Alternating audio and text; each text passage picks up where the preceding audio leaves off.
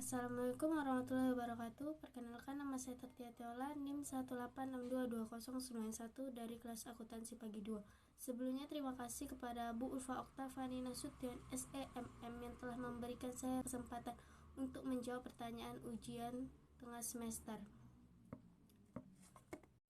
pada mata kuliah bank dan lembaga non-bank. Soal pertama yaitu sebutkan dan jelaskan jenis-jenis lembaga keuangan.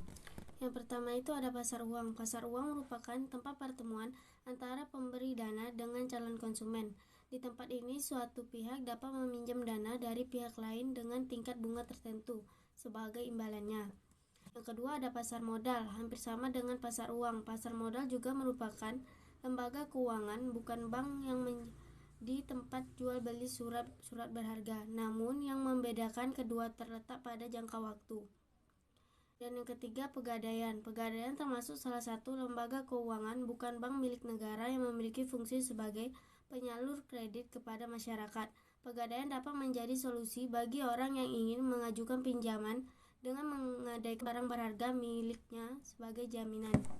Dan yang kelima itu ada dana pensiun.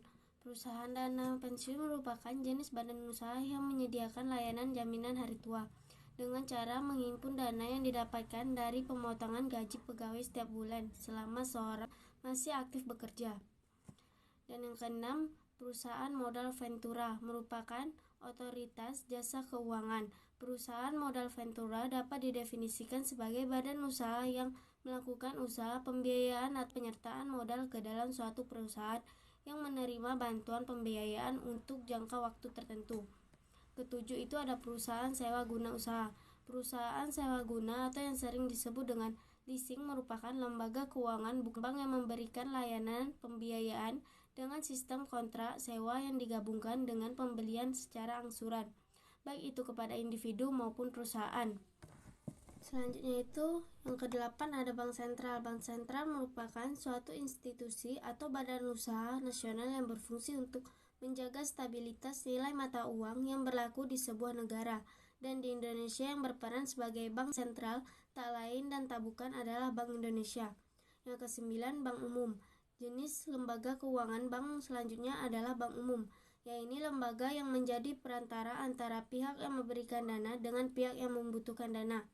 Yang ke-10 ada Bank Pengkreditan Rakyat atau BPR. Berdasarkan referensi yang diperoleh oleh OJK, bahwa BPR atau Bank Pengkreditan Rakyat ialah lembaga keuangan yang menjalankan aktivitas usaha secara konvensional maupun syariah. Dalam segala aktivitas usahanya, BPR tidak menyediakan layanan dalam pemindahan dana antara pengirim dan penerima dana. Soal nomor 2 yaitu sebutkan dan jelaskan kegiatan bank umum dan kegiatan bank pengkreditan rakyat. Kedua yaitu bank umum.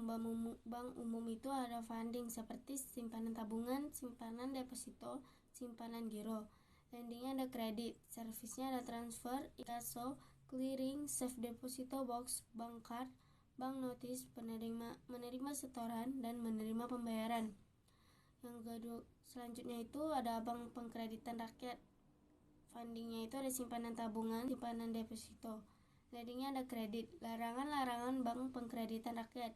Yang pertama ada menerima simpanan giro, 2. Mengikuti clearing, 3. Melakukan fales, 4. Melakukan kegiatan asuransi.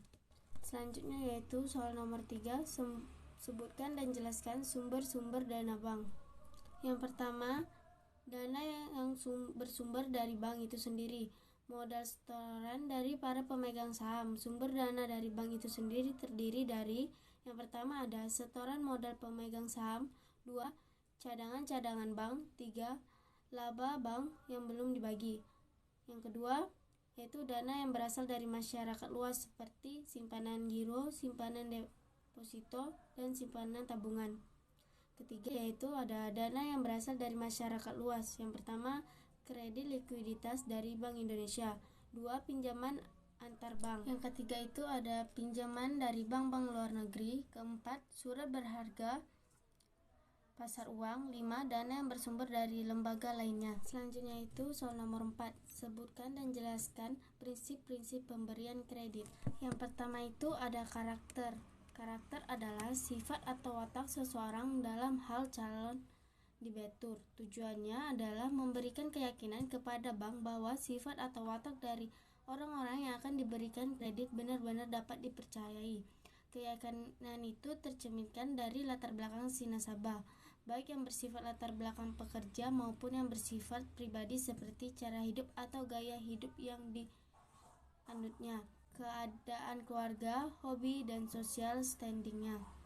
Selanjutnya yang kedua itu ada capacity, yaitu untuk melihat kemampuan calon nasabah dalam membayar kredit yang dihubungkan dengan kemampuannya mengelola bisnis serta kemampuannya mencari laba, sehingga pada akhirnya akan terlihat kemampuan dalam mengembalikan kredit yang disalurkan. Yang ketiga itu ada kapital. Biasanya bank tidak akan bersedia untuk membiayai suatu usaha 100%. Artinya setiap nasabah yang mengajukan permohonan kredit harus pulang menyediakan dana dari sumber lain atau modal sendiri. Dengan kata lain adalah untuk mengetahui sumber-sumber pembiayaan yang dimiliki nasabah terhadap usaha yang dibiayai oleh bank. Selanjutnya yang keempat itu ada kolateral, merupakan jaminan yang diberikan calon nasabah baik yang bersifat fisik maupun non-fisik. Jaminan hendaknya melebihi jumlah kredit yang diberikan.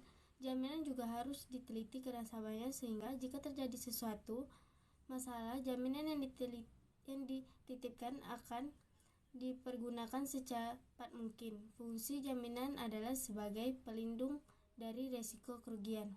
Yang kelima itu ada kondisi. Dalam nilai kredit hendaknya juga dinilai kondisi ekonomi sekarang dan untuk di masa yang akan datang sesuai sektor masing-masing.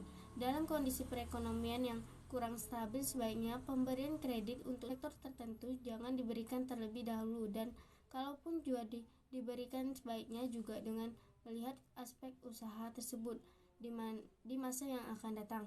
Soal nomor 5, sebutkan dan jelaskan jenis-jenis jasa bank.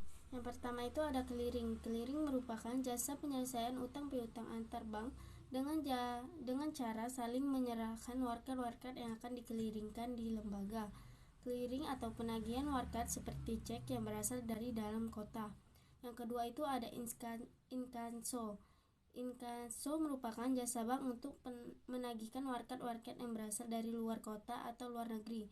Sebagai contoh, apabila kita memperbolehkan selembar cek yang diterbitkan oleh bank di Bandung, maka cek tersebut dapat dicairkan di Jakarta melalui jasa inkasso. Yang ketiga itu ada safe deposito box, merupakan jasa-jasa bank yang diberikan kepada nasabahnya dengan jalan menyewakan kepada nasabah yang berkepentingan untuk menyimpan dokumen atau benda-benda berharga miliknya. Yang keempat, bank notis merupakan uang kertas yang dikeluarkan dan diterbitkan oleh bank di luar negeri. Bank notis dikenalkan dengan istilah-istilah devisa tunai. 5. Yang terakhir adalah travel check. Kui dikenal dengan nama cek wisata atau cek perjalanan yang biasanya digunakan oleh mereka yang hendak berpergian atau sering dibawa turis. Travel check diterbitkan dalam pecahan-pecahan tertentu seperti halnya uang kertas dan diterbitkan dalam mata uang rupiah dan mata uang asing. Baik, segitu saja penjelasan dari saya. Mohon maaf jika ada salah-salah kata. Wabillahi taufiq wal hidayah. Wassalamualaikum warahmatullahi wabarakatuh.